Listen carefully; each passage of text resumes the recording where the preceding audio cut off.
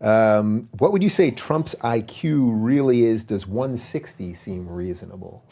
No. This will be quoted in... No, 160 is really, really high. Yeah. I mean, the typical... The smart person that you're likely to meet in your life has an IQ of around 145. Yeah. 160 is getting pretty damn rare. And Trump's old, and IQ goes down with age, fluid IQ, although crystallized IQ either stays the same or goes up slightly. So he isn't the problem solver or the learner that he was when he was 20. No one is. If you're in good physical shape, that helps a lot. His IQ is clearly well above average. I don't know, and he's done complex things in his life, and a lot of them. And that indicates that there's something to him, you know, and he hasn't been successful just in one domain. He's been successful in multiple complex domains, each of which were quite difficult. It's very difficult to be a reality TV star that's successful, right?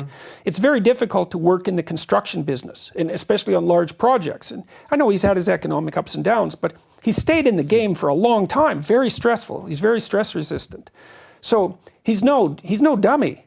And I mean, it's nice to always think that your political opponent is just stupid, but he's done too many complex things for me to assume that he's somehow, if he wasn't smart, he couldn't have done those things. Yeah, I'm glad you're acknowledging that, because when I see the people that are in hysteric mode and just saying he's this evil nutbag who doesn't know what he's doing and all this stuff, it just seems like such a lazy way of thinking about it. You don't have to like any of the things. You may not like the way he speaks or any of that, but the idea that somehow this is a dumb person, I think, is discounting of just the way humans have to work. This is interesting from Super Chat. Do you have any... Well, he also won the presidency. Right. With a completely original campaign.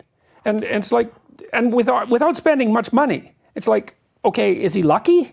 Because is that what you're saying? It's just lucky. Right. Well, I don't think it was just luck. It was at least maybe, well, it looked at least to some degree like courage. Maybe it was just blind throwing caution to the wind. You know, I don't know if he ever expected that he could possibly win. Yeah, and as I'm sure you'd argue, it probably had a little something to do with all those things, that maybe there was some courage, but that he also surrounded himself with people who maybe understood politics more than he did. Well, he could obviously, he can also obviously read a crowd. Yeah.